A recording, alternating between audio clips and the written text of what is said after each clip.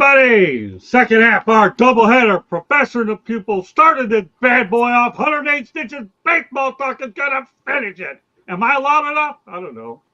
But hey, listen, when you get good news on Friday that you don't have to have throat surgery, you don't have to miss my larynx, then that's okay with me. Then I can go out there and go loud, go crazy, and who cares about sleep? You know, you get plenty of that when you have a concrete or a dirt nap later. Anyway, not like I'm going to live to be 102, like the Pearl Harbor guy. Rest in peace, whatever your name is. Yeah. 102 years of age, and you're doing pretty good stuff, man. Anyways, let's talk about the cast of characters they have on our 86 baseball stock. And we have a lot of New York information along with other stuff as well. Off to my right, my manager, Mickey Calloway. Welcome back to the Hello, everyone. Yes, he's fresh off his debut from Talking Baseball with the Motor City Man Mount debut. We got a lot of great stuff lined up for that show. Hey, who's our next target? Is it Jim Riggleman? Is he our next target? Yeah, I think we're going to try to get Jim on. And, when you hear this guy talk baseball, you're going to be very impressed. He is top notch. Eric, you might just be lucky, my boy. Should he come on the end of August, you might just be on there with us. How's that sound, Eric? Sounds pretty good. I know who Jim Riggleman is. He managed to. Well, you know everybody. Don't even go there. I know what you're doing. I've never seen a kid with 30 years of age have the baseball IQ you do. Really? Seriously? Really? That's my boy. You should ask him about the McGuire Sosa summer of '98. He was in that dugout. Yeah, no, we got to keep it real here. We'll see. I don't know what's going to happen on that show. That we have so many different ideas for that show. It's ridiculous. And off to Mickey's right is the one and only Candy Ebling, the jack of all trades, whether she's a controller, statistician, web designer. Candy is back in the house. Thanks. It's great to be here. And the guy I was talking to, my boy Eric Katz. Thank you, Scott. Good to be back. I spent the last few days at Mickey Callaway's old workplace, Progressive Field. Oh, nice. And you know what Eric has in common with Stuart? That their last name is only 4 letters. And we have Stuart Hack, a resident New Yorker out there. Stuart Hack. I've known Stuart forever anyway. He's one guy we go back with Peter Wing. Great memories for Stuart. Glad to have you back on tonight. Thanks, Scott. And last but not least, we got Rob. And here's Rob. I mean, this guy's all over the place. I work him hard. I really do. Hey, listen, it's great to be back. Love it. Yeah. Well, have a lot to get to tonight. Oh, do we ever have a lot? I don't even know where to start. So I'll start somewhere, and we'll just pick them off here. You know, we'll start at the top. Captain America Aaron Judge will lead Team USA in the 2026 WBC. All right, Skip, what do you think about Captain America being at the World Baseball Classic? Well, when I started reading your notes, I thought we were talking about David Wright for a minute. So I got to get used to this new nickname for Judge. But no, I love it. You know, the fans are really embrace this WBC every year, in my opinion. I really enjoy watching it, or every 4 years or whenever it comes out. But it is awesome to see the big stars playing in this type stuff. That's what that's what we need, you know, especially the position players. You know, it's the same thing as spring training for them. It's a little tougher on some of the real high-end pitchers to go out there, but it sounds like we're going to get some. I think I read where Paul Skeens might be pitching in it. So, you know, anytime we get to showcase, you know, our best players in the world against other best players in the world, and all of these countries really embracing their teams, I love seeing that stuff. So I love that Aaron Judge is going to be Captain America and kind of heading up our WBC team. All right, Candy, this one's not too difficult. We'll call on you last when we need you last, but you're okay with this a little early. So this is the first time he's going to be participating in the World Baseball Classic. He was also the first one to be announced. Now, he previously had declined back in 2023, but that was due to some other commitments he had, including his free agency and being named Yankees captain. I think it's cool. I like it. I like them getting involved in playing for Team USA in the World Baseball Classic. Okay, Eric. Well, obviously, it's very exciting on my end, though, to see Aaron Judge, a member of this team. I know that Team USA have been trying for a long time to try and get him. And obviously he declined first time around when asked, just because, again, he had just signed the contract, but just become the captain and everything that comes along with that. And on top of that, dealing with the crazy expectations of playing in New York City. But I'm happy he's there. I think this is great for the sport. You're truly getting the world's best this time around. I felt like that was kind of, even though last year was good, I felt like we really didn't have the world's best. I think this year we're finally getting it with Paul Skeens, who's clearly the best pitcher in the National League. Cal Raleigh, I think easily the best catcher in the league, and you got Aaron Judge, who the best all around player in the league. I think it's great for the sport. And the awesome part about the WBC, Scott, is you see different styles of play. Right. For example, Japan, they're very fundamentally sound. They are so fundamentally sound, it's not uncommon to see them bunt and land it with 2 strikes. So I think it's going to be cool. It's going to be great to see the world's best on the big stage, especially early in the season. Stuart? I see the allure of it, for baseball, and the players are definitely on board with this. As a Met fan, I'm a little less than thrilled. I, still wake up screaming to the thoughts of Edwin Diaz, in the middle of the night, getting hurt in one of these things. I would rather see this played, say, in November. I think when you do it in March, it interferes a little bit with the players' schedules, their workout regimens, and I just feel in November, if someone got hurt, God forbid, it wouldn't be as big a deal as someone gets hurt in March and then their season starts late and, they get off to a slow start. Rob? I agree with Stuart. I was talking to Chris about this. I think it should be played after the World Series because of the possibility of injuries. As a big Met guy, we know what happened. Stuart just said it. We still have nightmares about Diaz, and I just think it would be better if it was played after the World Series, in case anything happens. But Judge, of course, it's great. It's great to have the bigger the name, the better the game. And Judge playing is great, but I'd rather see it after the season than before.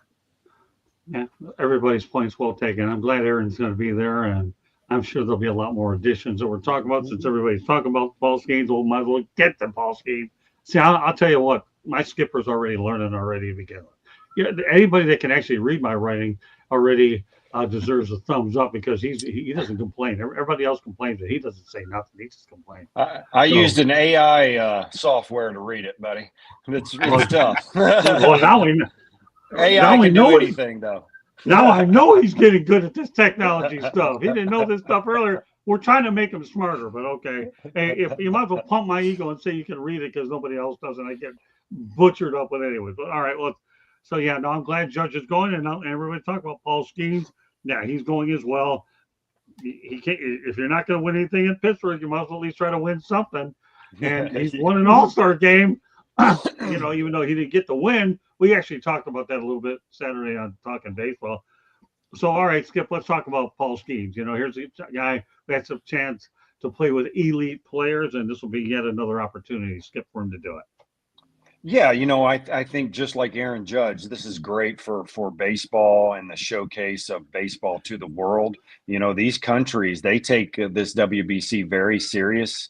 And I love that he's going to pitch in it. The interesting thing to see will be Aaron Judge against the, lesser countries. And he's going to be facing some minor league type arms at times. I mean, I can't even imagine the outcome of that, and Paul as well. There's going to be most of these lineups, unless you're talking about the Dominican or Venezuela, most of them are going to have quite a few minor league type players playing on their team. So it'll be very interesting to see, some minor league guys against Paul Skeens and see how they produce against him. So I'm excited to watch it. And, I agree with the other guys that this stuff does need to be done after the season, but the challenges of such a long playoff, run for everybody. And then you got the World Series, and now guys have taken a month off and they have to heat back up. I'm not sure which one is more healthy for these guys, so it's hard to shut them down right after September and then bring them back a month later and ask them to pitch. And that wouldn't be fair to them either. So I don't know what to do with it. I love the competitiveness and the spectacle that it's become and how popular it is. It's just really tough to kind of weave it into the season. Maybe we take a week off in the middle of the season or something. I don't know. Or maybe we play it, right after September with guys that are in the playoffs. I don't know what the answer is, but it definitely does need to be at a different time if we can. Yeah, there's no question you're stuck between a rock and a hard plate in that situation, either at the end or the beginning. I don't know. Right now, I think you have to do it at the beginning, whether you like it or not, because at least they're getting in shape anyways. So that, I don't know, but I'm not going to sit here and tell you that I'm 100% confident with that answer. But like you, I mean, what are you going to do? Can you play it during the middle of the year and replace it with the All-Star game? I don't know. But my focus is on Paul Skeens. At least he has a chance to win something with somebody, because I don't think he's going to get it with the Pittsburgh Pirates anytime soon. So why not? Happy for Paul. And of course, he got a taste of All-Star baseball with the All-Star game. All right, Candy. It's great for Paul Skeens. It's great for him to represent his country. And from someone that's watched it when he was young, and Team USA has struggled to recruit top starting pitchers to pitch in the WBC in the past. So Skeens' commitment is a significant addition.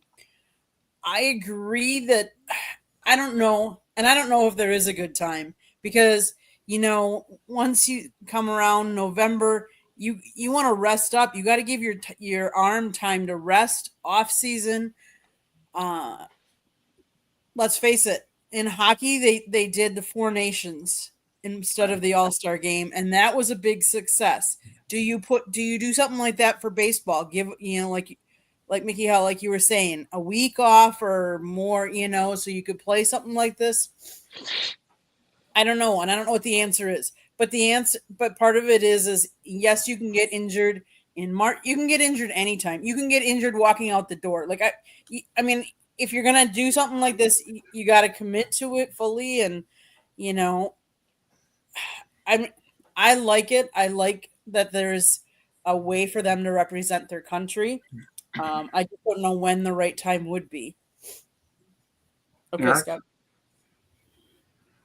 I mean, it's great that, the problem is when, even if you were to do it at the end of the year, there's a chance you're not getting the stars either, because, you could easily lose the stars during the season, especially given how prevalent Tommy John surgery has become. And matter of fact, you could probably argue it's become your passport into Major League Baseball. But it's very difficult to really pick a day. I mean, I think why they do it before the season is players are already kind of getting ramped up to begin with at spring training before it starts up. I mean, the guys who manage these teams, they know the deal. They know, like, you got to limit them and things like that. And front offices obviously have a very big say on who goes and who doesn't. As a matter of fact, if a player kind of tweaks something in camp and, it's, even though it's only minor, there's no way they're sending them out there. So, like, front offices kind of have a big say on who goes and who doesn't go. So it's not the end of the world, but doing it after the season's hard because most people's bodies have had it. That you played, like, I'm going to guess, nowadays probably 130, 140 plus games, providing the body's healthy. But you put them back out there after all that wear and tear, you got a better chance of getting injured during that time, especially after being shut down for a month, than you do if you do it early in the year. So, yeah, you could probably, as far as shutting the season down for a week, well, they already kind of do that with the All-Star game and the festivities that go along with that, with the home run derby, the game, and everything that goes along with the All-Star game. So, do you really want the World Series to bleed it any more into November than it already does? So, it's just tough, given it's also part of it too is the season's just long. That's just the way it is. All right, so Eric, give me your thoughts about Skeen's participation in it. I like it. I mean, why not have the best pitcher in the National League come over? I mean, he's got an opportunity to win something. I mean, and see him on the national stage, because we weren't going to see him on the national stage with him presently playing for the Pittsburgh Pirates. Okay, Stuart. It is a tough. I would hope that the staff at the World Baseball Classic is in touch with these teams, in touch with Pittsburgh as far as usage, because the Pirates know better than anyone how this guy should be used. Now, as far as injuries, I look at it as if I'm a businessman and I'm paying Jacob deGrom close to $40 million a year, I understand he can get hurt. And if he gets hurt doing something for the Texas Rangers, that's one thing. But if he gets hurt doing something that's not for the Rangers, then that I have a little bit of a problem with, because I'm running a business and it's something that's outside of the realm of what he's supposed to do for me as an employee. Rob. Yeah, well, who wouldn't want to see Skeens pitch in World Baseball Classic? Everybody wants to see him pitch. I think it definitely is good. Listen, I felt like the tournament was more important to the other countries than the USA because of Major League Baseball. And now they're getting into it because as the players become closer and closer to each other and the countries are blending, now the USA sees how popular it is with the other countries, and they want to join in that. So it's a good thing. Okay, on to Derek Jeter. He was inducted into the Baseball Hall of Fame with 99.75% of the vote. Nearly unanimous. He should have been unanimous. I wonder why he didn't get the last 0.25% skip. To me, unless it's a Boston guy, Derek Jeter should have had 100% to join Mariano Rivera. I don't get this one. I think there's just always one person out there that knows this guy's going to be unanimous unless I vote no, and they do it just for that. I think that's kind of an intentional thing, and I don't think it's a malicious thing. I think they hold those things for the best of the best of the best of the best. And I don't really have a problem with it because there is some some glory behind being a unanimous Hall of Famer. And I think, maybe, I don't know if there's collusion behind it or what, but I think that's kind of in the back of some of the writers' minds when they vote, and they make sure that, unless you're Babe Ruth or somebody to that caliber, let's make sure that they're not unanimous. Well, why Ichiro Suzuki was never voted 100% goes beyond my wildest imagination. And Babe Ruth, well, I think he had 95%, but I'll have to look that up. I believe he was at 95%. But all right, Candy. Wow. The only player that got in with 100% is Mariano Rivera. Right. So he's the only one that got 100% of the votes, and that was back in 2019. Like they said, like Mickey said, I think it just got to the point where he didn't want somebody else to go in unanimously, so someone decided to, withhold the vote. Is it fair? No, but hey, that's why they vote. They get a chance. They can vote on who they want. Obviously, the identity of that voter is not known. Scott, you've talked to a couple people before in the past, and you've talked to some that have votes in that. And I just find it interesting to listen to their logic when they're talking about what they use to vote or what they think about. In fact, I think you've even had some on your shows that you could, people can go back and listen to. But does he deserve 100%? Who am I to say? I mean, it was not. I didn't get a vote. It's not my opinion, but is he Hall of Fame worthy? Absolutely. Well, we got one Yankee guy in here, right, Eric? Give me your thoughts on this one. Well, I'm sure the guy who didn't vote for him was probably a big Nomar Garcia Parra fan. I'll just put that out there. And that was good. But I mean. Yeah, Mariano Rivera is the only one. Although, let's keep in mind though, with Babe Ruth, Babe Ruth kind of angered a lot of people during his career. So let's keep that in perspective as well. And back then, the grudges were were held a little longer. But as far as it goes, I mean, I guess some people just feel as though that maybe there's only really one, and that just happened to be Mariano Rivera. I mean, Ichiro was surprising though, because Ichiro could practically do what he wanted on a baseball field. He was just playing a different game from everybody else, and was arguably the greatest outfielder. Obviously the greatest outfielder of that time frame. I argue he's the best Japanese baseball player of all time over Ohtani. But it's just one of those deals where, gosh, the Hall of Fame is they do things that that we kind of scorn at, but they do it because they can. But as long as person gets in, it saves them. They're allowed. It gives the players an opportunity to take a pot shot at them during their induction speeches. So I guess it's all for the entertainment value as well. That's what it is. 99.75% he didn't get in. That's all right, Stuart. Before Mariano, I think there was always the mentality that no one deserved to be unanimous. And I think the question that we have to ask ourselves, if you go around this room and say, who is the greatest closer of all time? Probably we're all going to say Mariano. Yeah. But if you go around this room and say, all right, who is the greatest shortstop of all time? I don't think everyone here is going to say Jeter. Right. And while Jeter was a great player, totally Hall of Fame worthy, just it's also based on who you're going up against and who else is on the ballot. I agree. I don't think he should have been unanimous. And right now, and the one guy that is Mariano. Okay. Rob? Yeah, it's hard. Willie Mays didn't get in unanimously. Hank Aaron didn't get in. Gibson, Rivera's the only one. So, yeah, we all agree. Best closer in baseball history, he deserved to be 100%. But everyone else, it's the riders' choices. That's it. Well, you want to know an irony about Derek Jeter? One of the few All-Star games he did not make was at Comerica Park in Detroit, believe it or not. And he actually was raised in Kalamazoo, Michigan, and played his ball, I think, at Western Michigan. So, and he didn't end up going to that at Comerica Park. So something to throw out there. He didn't play in college. He got drafted right out of high school. All right, so then he's out of Kalamazoo. Thanks for correcting me on that. He's out of Kalamazoo, Michigan. Still didn't make the All-Star game over at Comerica Park. So, but anyway, he's got Western Michigan ties. Mm-hmm. All right, well, I know this is a topic a lot of people are really chomping at the bit because there's a million names here about the different players that wore the Yankees and the Mets uniforms.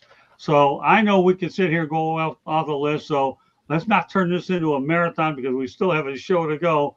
So I'm going to ask each and every one of you, give me the three best on this list that stand out, okay? We're going to start off with and they play for the Mets and the Yankees. I mean, when I looked at this topic, I had to make sure I had the right crew on this, and I definitely I'm right there. The only one I'm probably missing is Chris, but, I need him Wednesday night, so I can't burn Mr. Pizza out. But anyways, here's the old list. You have Juan Soto, Darryl Strawberry, Gary Sheffield, Ricky Henderson. He's a pretty good name, by the way. Curtis Granderson, Doc Gooden, David Cohn, Robinson Cano, Bartolo Colon, Yogi Berra, Carlos Beltran, Willie Randolph, Dave Kingman, Elliot Maddox, Joe Torre, Dallas Green, Casey Stengel, Marv Thornberry, and you have Carlos Mendoza and Luis Rojas. Skip, that's a lot of names. I'm making this a little hard on you.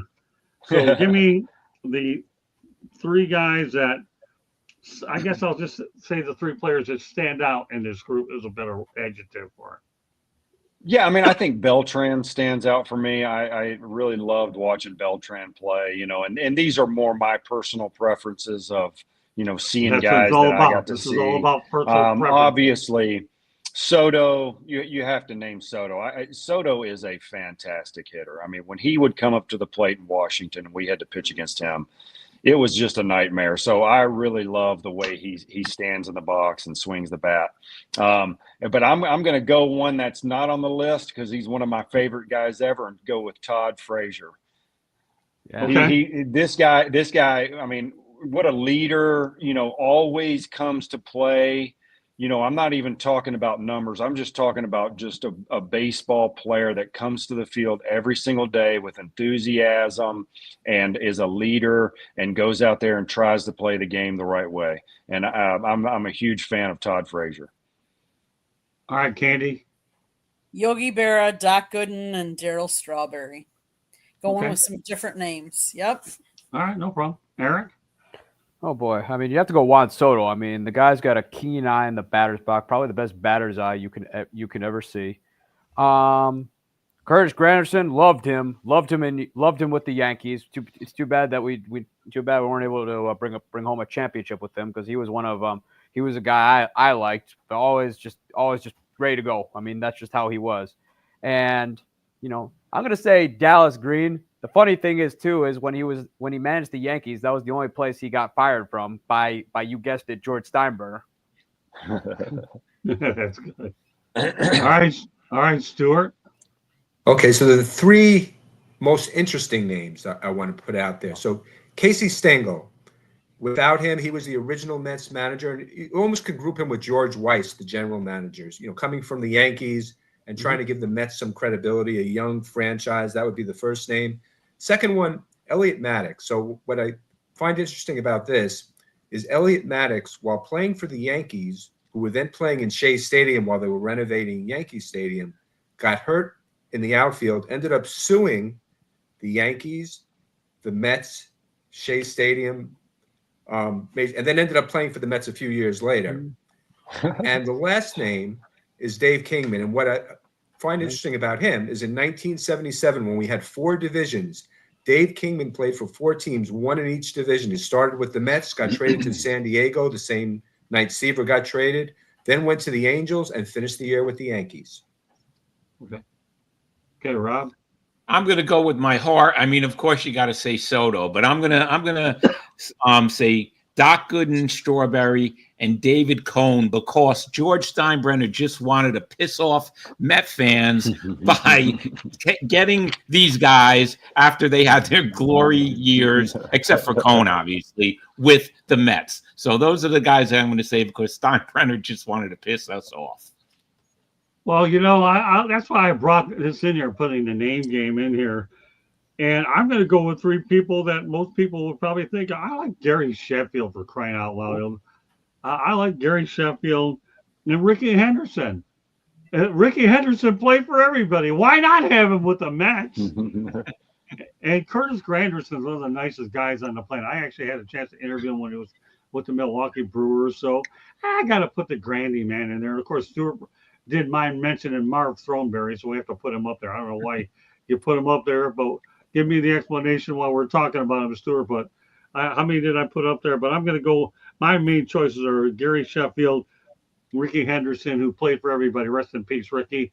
I think he died on Christmas Day or close to Christmas as well. And let's see, who else did I say? Gary Sheffield, Ricky Henderson. But I like Curtis Granderson. Curtis Granderson is everything good about baseball. So, Scott, just a little interesting piece here. My, Stuart mentioned Casey Stengel. My brother was named Casey after Casey Stengel, and I was named after Mickey Mantle. So my dad is from Memphis, Tennessee, but was a huge Yankees fan growing up, and played a little college ball himself, and so he named us after those guys. I like that. You keep bringing those up. See, here's the thing, Skip. You're getting better at this media thing. Yeah, you're getting better. Why do you think I'm loving being part of the media? Yeah. I need some managers on here that I can get on their ass a little bit. Well, don't worry, we're working on it. Let's do it. Well, that's up to you. You know all the darn managers. I don't. We're gonna grill Riggleman when he gets on there. Now that I'm a member of the press. I don't have a problem with that. Just make sure your internet is. You just make sure your internet's good. I know you just moved in there. I'm not picking on you. I'm just saying. Our first show was a pretty good show on Saturday. The comments I'm getting, the way what we were doing on that Saturday show, is we were slinging things around like a slingshot. Is what we were doing. I wanted to point out though that Dwight Gooden pitched a no-hitter with the Yankees, not the Mets, and then what I call from Daryl Strawberry. Daryl Strawberry did decent with the Yankees, although I just remember him wanting to fight everybody, including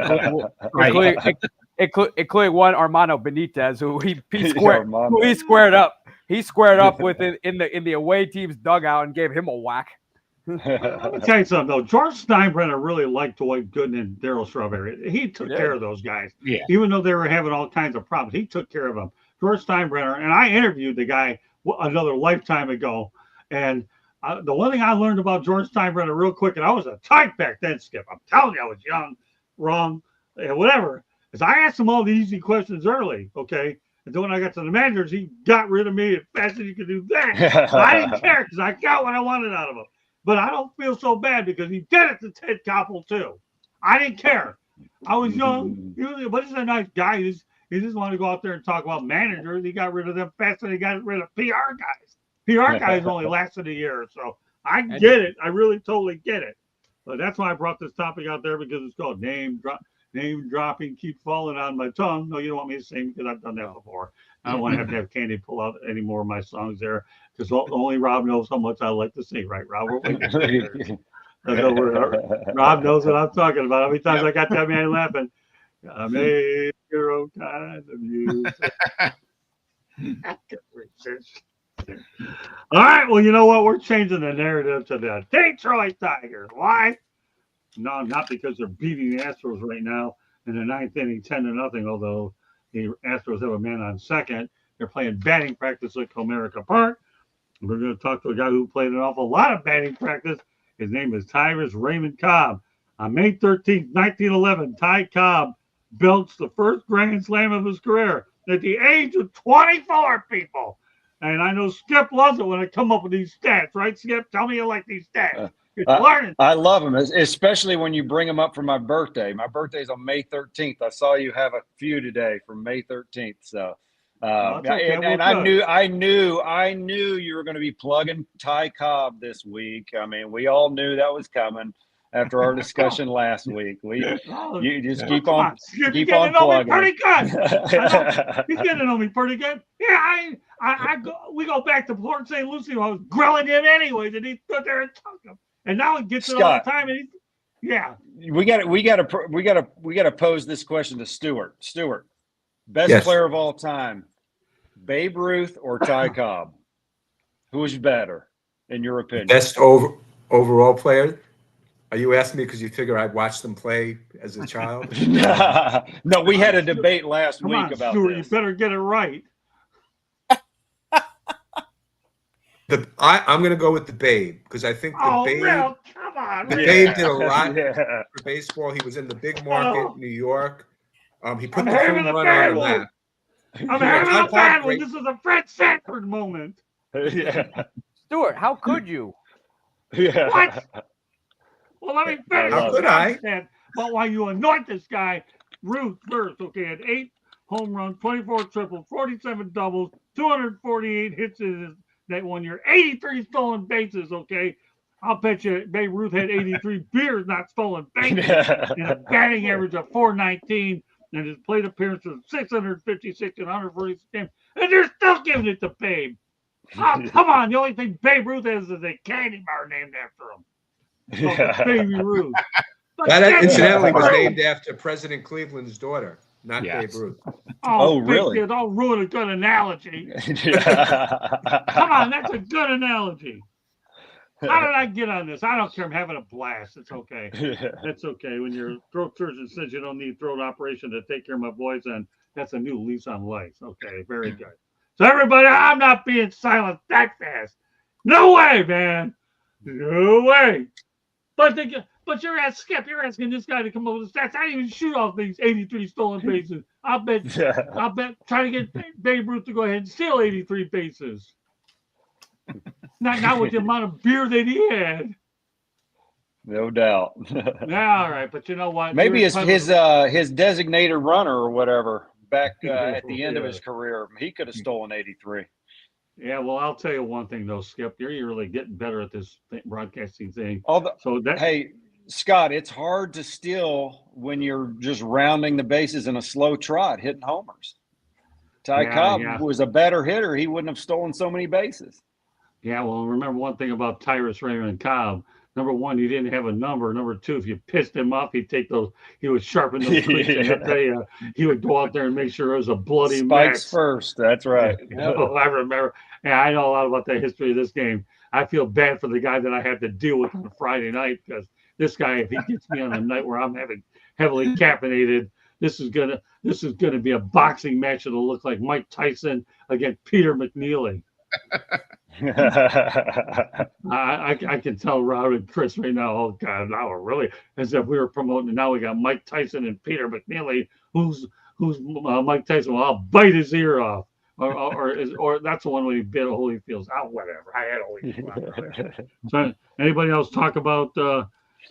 But that's what the numbers are for Ty Cobb. I knew that I'd find a way to go ahead there. All right, Chris, good stuff. Roos stole 123 bases in his career. I needed somebody to come with that number.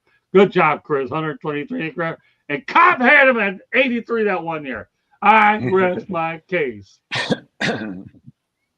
I rest my case. Final score: Detroit Tigers 10, Houston Astros nothing. Okay, Good. had to put that in there. Good. All right, well, I'll tell you what.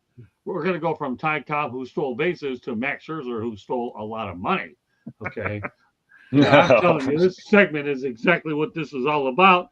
Then we're going to go to, he stole a lot of money. He got a few victories in his pocket. But get this. Max Scherzer in 2024-25, his earnings, best paid spectator. But I'm going to break down his earnings and what I'm going to do. In 2024, he's collected some cash from Texas at $22,500,000.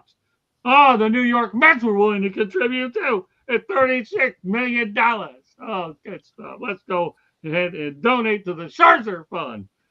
In 2023, the Washington Nationals decided to add to the national debt in the country at $15 million. If that's not good, let's go over to Canada and steal another $15 million in 2023. So, and of course, over the past 2 seasons up to this date, it started 10 games, get $8.9 million per start. If that isn't grand larceny, tell me what it is, Skip. You tell me, Skip. He's getting paid good money, isn't he? You know what? These guys, they get paid for what they've done in the past, especially in this free agency. Most of the time, we're locking these guys up to these long deals. And the last 4, 5, maybe 6 years of that deal, you're getting a player that's just not the same because they're aging.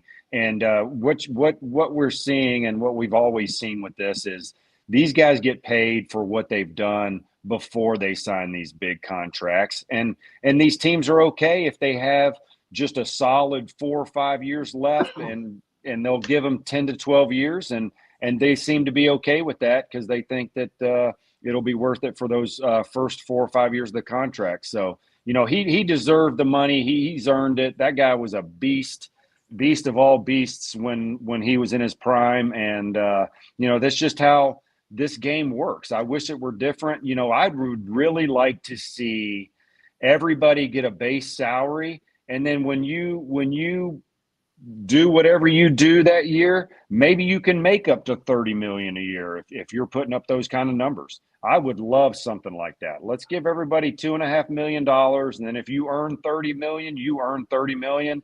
No more. We don't have to worry about free agency and stuff like that to get paid.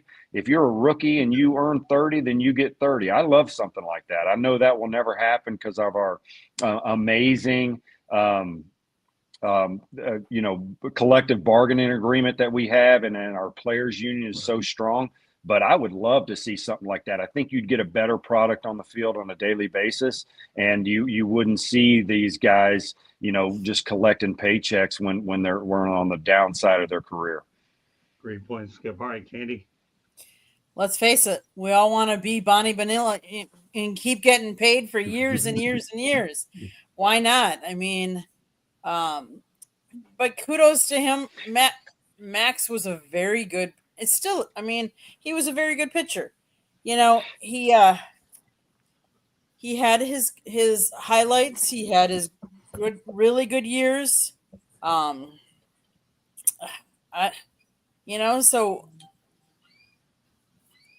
the salaries in MLB are just going up and up and up.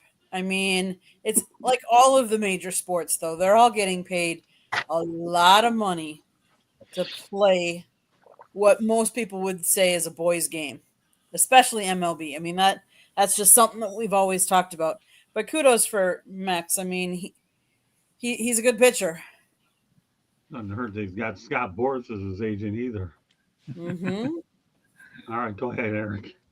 Well, that's what happens when you play on teams that, they win one year, fall apart the next, and then, Max wants to play for a contender and is willing to waive his no trade clause and get traded, because obviously that team that has him for that money, well, they got to pick up some of the slack too, because ain't no way the other team that's getting him is going to pick up all that money. I promise you that. The owners will most of the time never do it. Once in a while you see it, like with Rafi Devers and the Giants, for example. But obviously Max Scherzer, he's won I think he's won 2 or 3 World Series championships. Right. He's a Hall of he's won, I think he's won multiple Cy Youngs, I want to say. He's a Hall of Famer for sure.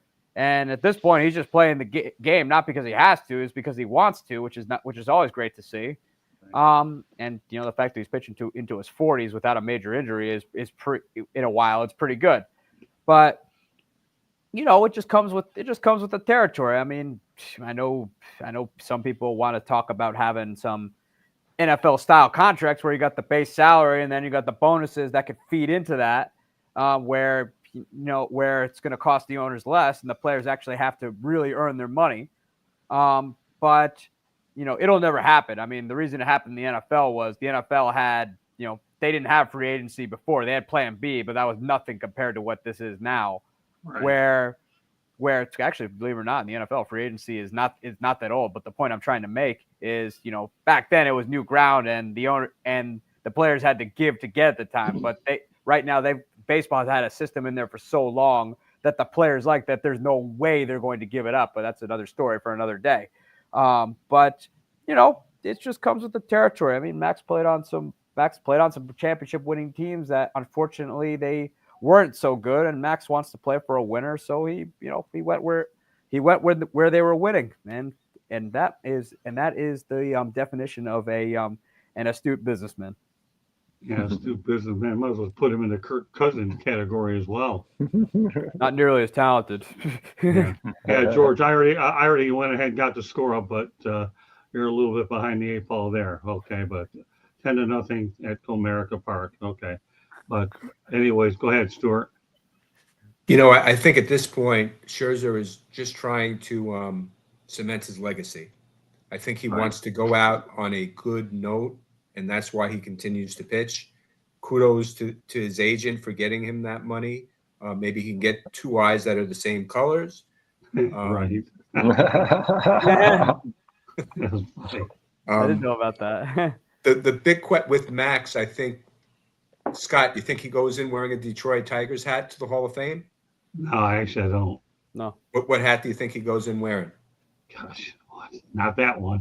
A black one, because he has a legacy. You know what? I could see him going with a blank one. Yeah, I kind of like it. Because he did not win a World Series with the Tigers. I know. He didn't win one. Usually, Tom Gage actually mentioned something the other day when I talked to him that he thinks that Justin Verlander is going to go in wearing an Astros hat, not a Tigers hat. I could see it, yeah, because he won championships there. Well, exactly, and that's what Tom Gage said too. You know what? I think Eric's right. I think goes and Stu with a blank one. Because he's got a legacy on multiple teams. Yeah, exactly. Yeah, there you go. His speech will be interesting to hear because he played for so many teams. Yeah, and he's going to go talk about all the players that he played with. That's a speech I'm looking forward to hearing from in 5-6 years from now. Yeah, I agree. Yeah, he's definitely a surefire Hall of Fame. I bet, Scott, that if Verlander chooses the Astros to go in, if he gets in before Scherzer, then Scherzer will pick Detroit. Do you really? Okay, that's interesting perspective. I like it. I really think that because they were the 2 horses during that period of time, and I think that would happen. But if you're going to make that statement, you know how I could back up that statement? Because Detroit gave him his first shot. That success is what he did when Arizona didn't think he was good enough. So I could see where he might demonstrate a little loyalty there. Great players always have that in the back of their mind. That first team you played for is always your team. You're always going to root for them the most. Once you retire, they're the ones that gave you the shot. There you go. Well, I'll tell you, that's a good point.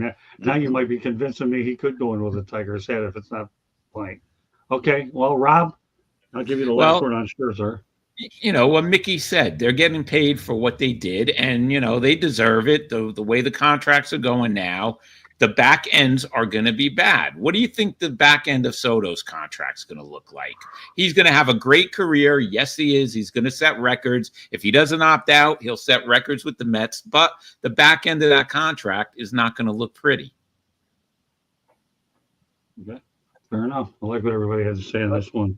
Here's the thing, though: if the teams aren't going to care as long as it brings them one or two World Series championships, they're willing to deal with it. The Cubs are willing to deal with it when they had their demise with the players that they signed over there, especially their pitching staff, which just evaporate after a couple of years.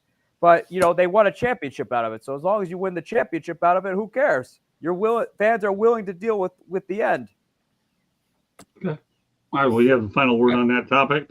Johan Santana, by the way, is joining Team Venezuela's coaching staff, two-time Cy Young Award winner. Some thoughts about Johan Santana helping out Team Venezuela, Skip. Yeah, I mean, we talked about this last week. Anytime those big-time guys go out there and they're helping these other guys, and helping convince some players to go play that might not have otherwise, so they can be around Johan. I think it's amazing. These guys have such good experience and such good knowledge to offer that some of these players that would otherwise turn the WBC down will probably say, heck yeah, I want to be around Johan Santana and improve as a pitcher. So I'm in. I love this. Yeah, I mean, think about it. This guy can teach an awful lot of people. He really can. And you know what? While I'm thinking about this fresh off I had the good fortune of actually working with a guy, I think it was a few years ago, named Andrew Graham, right, who's a double-A manager in the Tiger system. And Andrew Graham, by the way, at last I counted, has 800 wins in the minor leagues. You ever heard of Andrew Graham, Skip? I haven't heard of him. No. This guy is from Australia. He is. And Okay. I ended up doing an interview with him. The noise was out too high over at Daytona, so I went in the manager's office up there and talked to Andrew. What a really nice guy. This guy could be on a Tigers coaching staff in the next 2-3 years, depending on what happens. But watch out for the name Andrew Graham. The last I saw, he had like 800 wins in their system and counting. Andrew Graham, wow. Everybody in the Detroit Tigers system. All right, Candy. Anybody else have any thoughts about Johan Santana joining Team Venezuela? He's a two-time Cy Young Award winner. He pitched for the Twins. He's a 4-time All-Star and earned a pitching triple crown in 2006. He pitched the first no-hitter in Mets history on June 1st, 2012.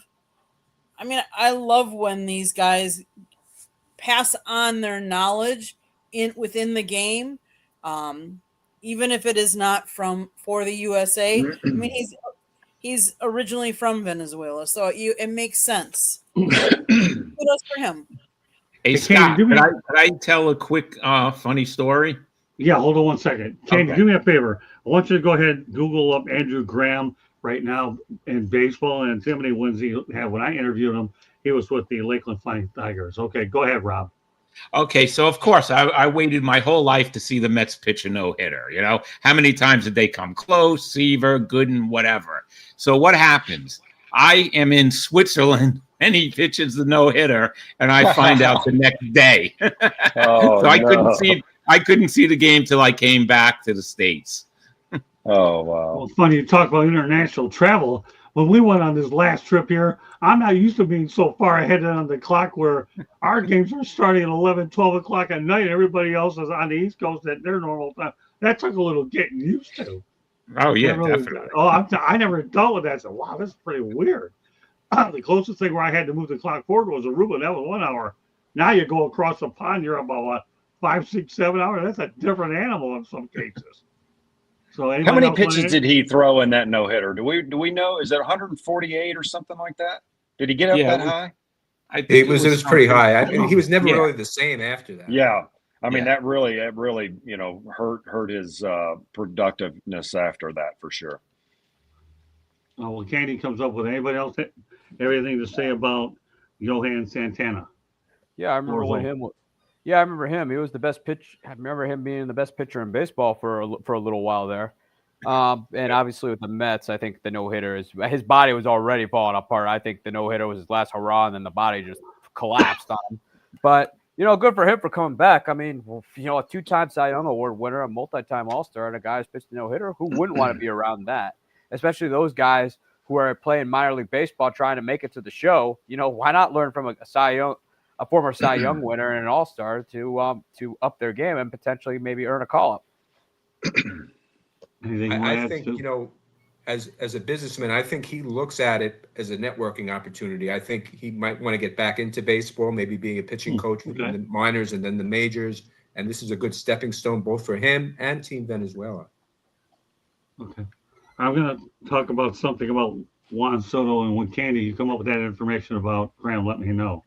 Okay, and Chris says 134 pitches thrown in that game. There you go. There's your answer. How many were there, Scott? He says 134, Skip. 134. We talked on Saturday about Edwin Rodriguez 149, and you were still freaking out over that one, even to this day. I bet some owner and some front office executive was passed out in their suite that day. Yeah. So earlier in the year, okay, Carlos Mendoza had some choice words for Juan Soto. Of course, when you're getting paid a lot of money, you got to get out of the box. We'll discuss that after Juan Soto didn't hustle out of the box. Soto actually thought he had a homer, so he stood in the box just to pretty much watch it, and all of a sudden he got a long single. Skip, that has to drive you nuts, doesn't it? It does, Scott. But what you have to realize as a manager is, in these situations, these things are going to happen, right? I had Robbie Cano at the end of his career. There was a lot of times he didn't bust it out of the box, and I got questioned with it after the game. And this is something that I had discussed with Robbie quite a bit. And at the time, we were really, with Robbie at that time when he was doing some of that stuff, he had some ailments that I just couldn't disclose as a manager. And, I just told him, hey, you get down to first and stay healthy, right? The last thing we wanted to do was on a ground ball to second base, somebody get hurt trying to run harder than they should when they're not feeling great. Now, if you're feeling great and you're in a good spot, you better be busting your hiney down to first. I mean, that's just a way to play the game. I think another thing that comes into these players' minds after talking to them, through some of this kind of stuff is they want to play every day, right? They want 162 games played, and they will conserve their energy on routine ground balls. The one thing I always ask them is, once you run hard, you run as hard as you can until that ball, is a foot away from the first baseman, and then you can kind of pull up. But you can't. What if somebody bobbles the ball? That's the worst looking that you could possibly have in baseball. Right. Kudos to Mendoza for coming out and saying something. I'm sure he went to Juan Soto and gave him a heads up before and saying, hey, look, they're going to be on me about what you did tonight. I'm going to have to tell them that I had this talk with you, that you need to bust it down the line. And then, hopefully he can keep the peace in the clubhouse, because that is one thing that a manager has to do is you have to have your players' backs at all times and try to, I wouldn't say BS the media, but you got to protect your players. And, if you're going to call him out in the media, I know he went to Juan before and said, hey, look, I'm going to, get on you a little bit in the media, and you're going to have to wear it. So you got to get down the line so this stuff doesn't happen again. So I'm glad he did it. I would love for players on the team to take that role. We talked about it before. Good teams are led by coaches. Great championship teams are led by the players. Great stuff, Skip. All right, Candy, what'd you come up with? I have not been able to find his actual totals. I'm still looking. He's coached numerous places. In fact, he was no longer with he's still within the Tiger organization, but he was back coaching I believe, the Seawolves this year. Yeah, he is coaching Seawolves. I don't know if Okay, he's a well, manager, but I know he's with the Lakeland Flying Tigers, and he's amassed over 800 wins. Watch out for Andrew Graham. This guy hails from Australia, and I think he's had some WBC action as well. That's okay, Candy. So, what are your thoughts about Juan Soto and what Mendoza had to say to him? with success, with slumps, you're gonna get people talking about you, good, bad, whether you're in a slump, whether you're doing really well. That's the kind of the price you get for getting such a big contract and playing it to the level that you are. Yeah, well, they get a long single and a home run. Just watching it, the Big Apple media, Skip, like anybody else, will eat you up alive if that becomes a recurring problem. And if they're bad, so is Philadelphia. Oh, they Yeah, boot Santa Claus. You got to get it worse. right. To me, Scott, it turns more into how is the manager going to, it's more of a soap opera. How's the manager going to handle this than really the issue of Soto getting down the line hard? I Right. think that it turns into a bigger thing, and they Right. want to see how everybody reacts. So they try to put everybody on pins and needles for sure. Great points. Okay, Eric. I mean, to Skip's point was, yeah, sometimes there are things happening in the background that you just don't tell the media, and also not giving the player a heads up. That's a recipe to lose a locker room very fast, because these guys are grown and will make their own choices, and it's easier to fire the manager than it is to fire the players. But it's who knows what's as much as I enjoy a good as much as I enjoy a good Mets soap opera story, because then I can go and say typical New York Mets. It's there might be Juan Soto might not be 100% to a Skip's point. There's stuff in there that you don't know, and you got to protect the player. I mean, if you don't protect the player, then it's the locker room's going to make up its own mind what it wants to do, and also the locker room can become a very divisive place. It is not easy, and it's just downright impossible to win with a very divisive locker room.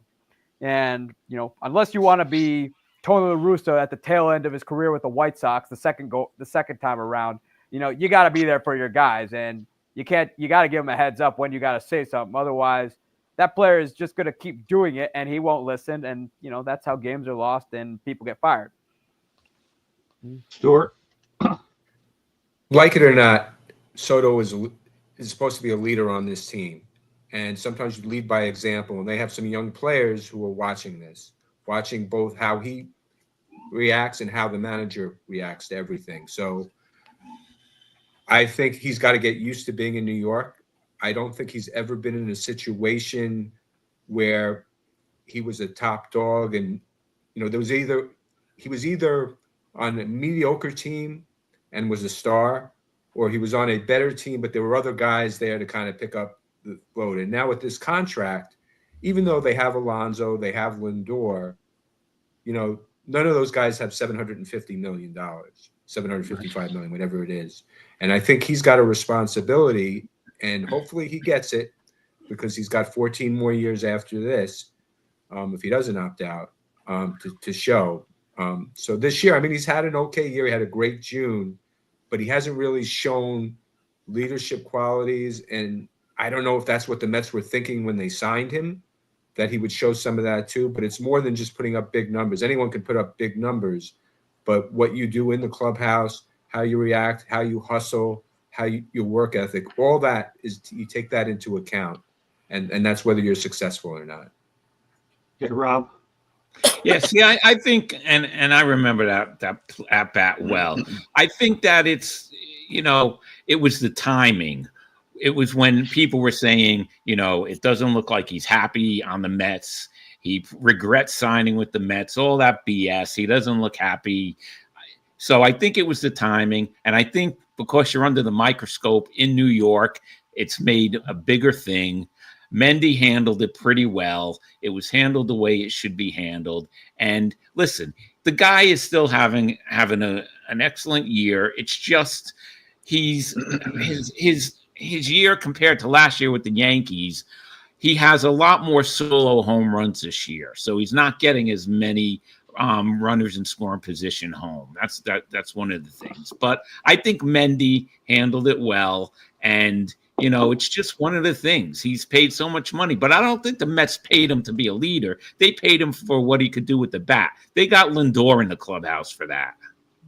All right, our crack statistician came through again. Andrew Graham, folks, has 862 wins as a minor league manager. Watch out. This guy is a name that you're going to hear about soon enough. Great stuff. Appreciate the persistence of our crack statistician to come up with that name. Scott. Go ahead, Aaron. Let me add one more thing, though. I mean, here's the thing.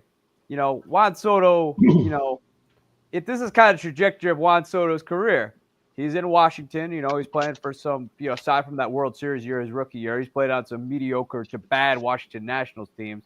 He goes over to San Diego, thinking the grass is going to be green over there, and it's not. Right. He ends up tagging along for their run to the NLCS, and then he goes to the Yankees, has all uber amount of success there. However, he wasn't Batman in that lineup. That belonged to Aaron Judge. So Aaron Judge got to take a lot of the heat off Juan Soto. And so with Aaron Judge there, things are you're not going to get, you're generally not going to have to face the heat that Judge generally will take for you. But then when he goes to New York thinking the grass is greener, it's definitely not greener. That's just been the trajectory of his career. He thinks the grass is greener on the other side, and it's not. Yeah, I mean, I think I'd like to add a little bit to that, Scott. Sure, go ahead, Scott. Right. When he first started talking, he said, Juan, when you sign a guy, you sign the guy, and that's who he is, right? Robbie Cano's first time he didn't bust it out of the box was not in with the Mets. He was something that was probably there all along. Soto's the same thing. When the Mets signed Soto, they knew they weren't signing Charlie Hustle, right? Like Rob said, they signed him to go up there and be a threat in the lineup, and that's it.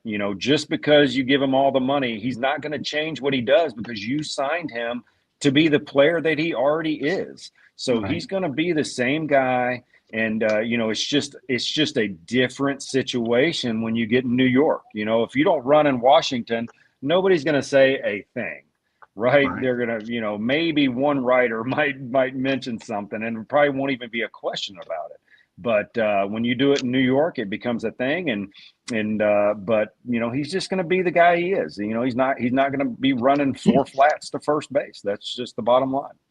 Well, there's no question things are more magnified in New York. I mean, he had 9 million writers all over the place. So, in fact, we're going to be alluding to one of those writers after a station break, which we're going to get right now from Candy. South Florida Tribune Publishing Company published a book, Lessons from the Microphone, Tuning into the Enduring Wisdom of Visionary Leaders. It is written by our host, Scott, the Motor City Madmouth Morganroth. Talks about his 40-plus years in the media business and how it has evolved. Old school media versus new school media. Get your copy today. It's available on Amazon, Barnes & Noble, Kindle, Google, and Apple Books. There's also a link on our website, www.southfloridatribune.com, where there is a plethora of great content, so go check it out. If you like to listen to podcasts, you can find us wherever you get your podcast. If you see the red subscribe button in that lower right-hand corner, that means you have not yet subscribed to our channel, and honestly, I don't know what you're waiting for. Click it, like us, share us with all your friends and family, and then turn on your notifications. You could see this past weekend, we posted Bob Ryan got interviewed. Go check it out. He also has some more interviews that we took on our excursion overseas, so go check out. And I promise, they don't have singing in this one. There is singing on one of them, but not this one. Check out the channel. If you like to listen to podcasts wherever you get your podcasts, if you want to advertise, call Scott 954-304-4941. And if you want to be a guest or have topic ideas, you can always email us at southfloridatribune@gmail.com. Back to you, Scott. All right, Candy, well, let's get back to you. We're going to talk to one of Mickey's old friends, I think, Tim Healy. He's going to give us his perspectives about the front office moves that David Stearns made. Go ahead, Candy.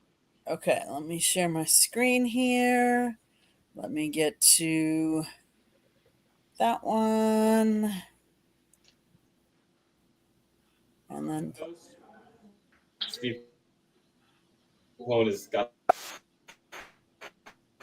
it's very much moving in the right direction. The front office was adding David Stearns as a general manager. Tell me how much of an impact that's been, Dan, in terms of what the organization is. Because bear in mind, Stearns had very little to work with the Milwaukee Brewers with a limited budget. Yeah, everything you know, you saw on the field in year one under David Stearns. The Mets went from a losing team to, and really a team in total disarray, to 2-inch. See what happens in year two. He prides himself, as you said, with the Brewers. Didn't have a lot of financial resources.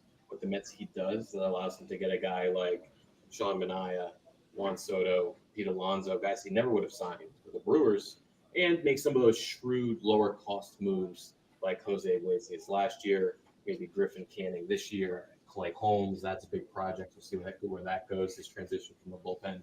So there's a lot to like. All right, so that's what he was talking about in terms of the moves that Stearns made. Skip, any thoughts about what Tim was talking about in terms of the Stearns' I know David Stearns well. He was obviously in with the Indians, or now the Guardians, when I was there. So I got to know him really, really well in my time there. He actually was the first person to offer me a job after I left the Mets. He wanted me to come over to the Brewers and kind of advise him and his pitching staffs. But I think Tim Healy is obviously right. He's able to sign some of the big names that he would never be able to sign with the Brewers, and then he has a knack for going and finding the Griffin Cannings, the younger players that can come up and contribute.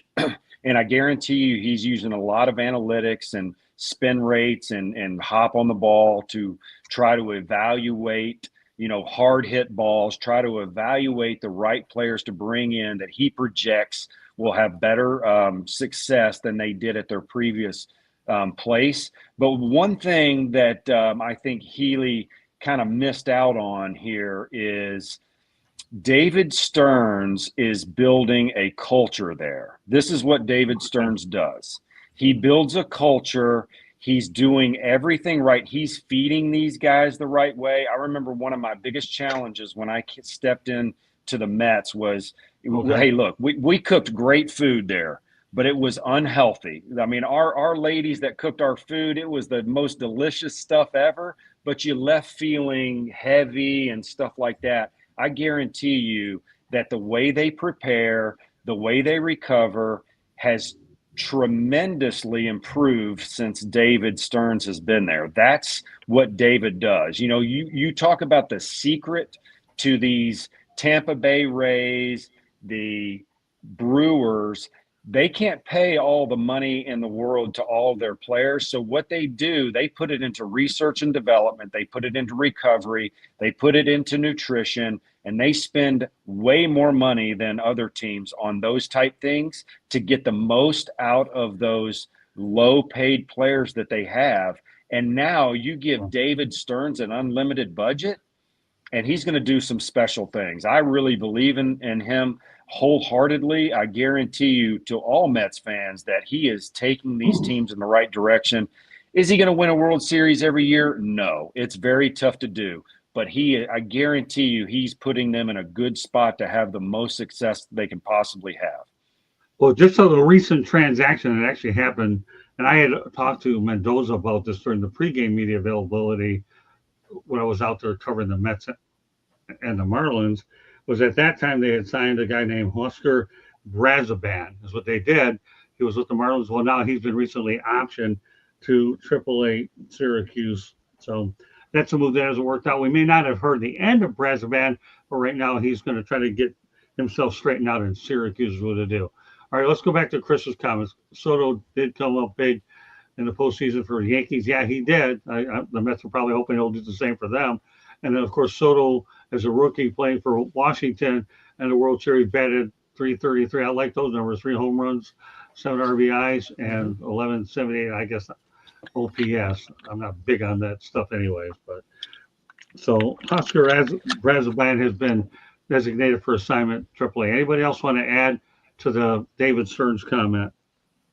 Oh, yeah, I know Eric would because obviously he was in Milwaukee. I do. Go ahead.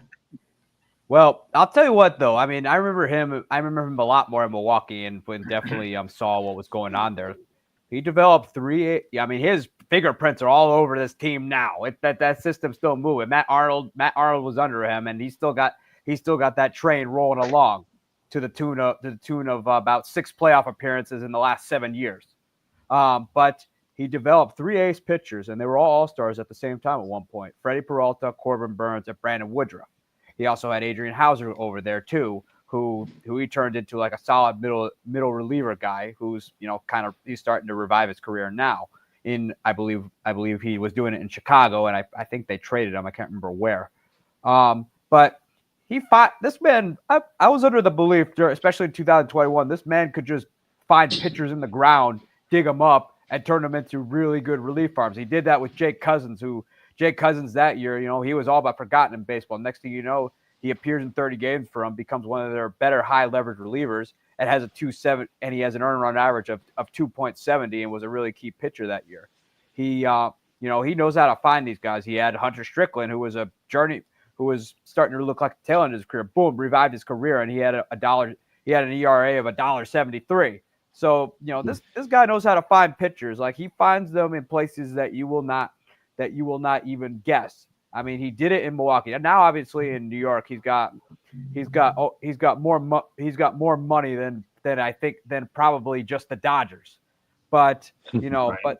but he's still using the same principles that he applied over there. He's not going not abandoning what made him successful in Milwaukee, which is always good to see. I mean, it's interesting relationship though between him and Steve Cohen, where Cohen kind of has to push him a little bit, but at the same time, Cohen knows how to restrain himself because, he knows that David Stearns had success in that small market. But, this guy knows how to find pitchers though, and find players that you would think the rest of baseball is out on, but nevertheless though, he finds them and they end up becoming pretty good players for him, and you generally want more than just a couple great players in your lineup. You need some pretty good players around them too. Yeah, that's a good point, Eric, how you say that. Actually, David Stearns is a money manager. It's not like he's going to sit here and abuse his billionaire's money just to buy players, that's for sure. Rob, do you have any thoughts about this? Yeah, Stearns finds lightning in a bottle, right? That's what he does. So he's not going to misspend Cohen's money. He knows what he's doing.